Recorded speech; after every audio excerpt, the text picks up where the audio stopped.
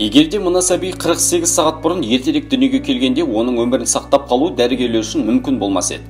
Мына суреттегі бақытты ана мен балақайға қарап, олардың тозақтай болған қиындықтан аман қалғандығына сенудің өзі қиын. Бүгінгі оқиғамыздың басты қаһарманы өмір бойы бала сүюді армандаған Виктория Брэдли. Әйткенмен осы жолда тағдырдың бет қаратпас тосқауылдарына қарсы тұруға мәжбүр болды. Жастайынан аналық жыныс бездерінде ақау пайда болған. Тіпті дәрігерлердің өзі оның мәңгілікке ұрпақ сүю қабілетінен айырылғандығын да алға тартқан. Уақыт өте келе жұбайы Пол екеуі бұл сынаққа да көндіккендей еді. Дегенмен ғажайып нәрсе орын алды. Виктория аяғы ауыр болғандығын ұққан сәтте басқа қонған бақытқа өзі сенбеді. Бірақ қуаныш ұзаққа созылмады. Жары екеуін кезекті ауыр сынақ күтіп тұрды. Жүктіліктің 25-ші аптасы бастау алған кезде Виктория ішінің қатты ауырғандығын сезді. Осылайша оны уақытынан бұрын босандыру үшін перзентханаға алып келді.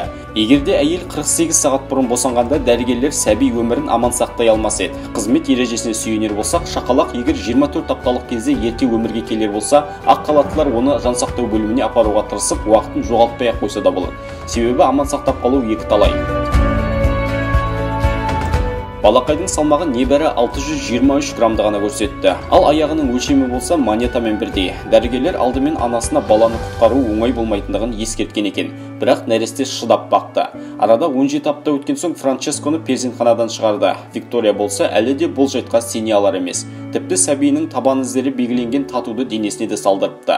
Ал бұл жайт дәрігерлердің өмірге шала келген шақалақтарды аман сақтап қалу үшін соңына дейін күресуге итермеледі. Ендігі кезекте 23-ші аптада жарық көрген сәбилерді де аман сақтауға тырысатындығы анық. Сондай-ақ дәл осы оқиға бұл әлемде ғажайыптың орын алатындығына кезекті бір дәлел. Бұны достарыңызбен бөлісіңіз, олардың да жан дүниесін мейірімділік жауласын.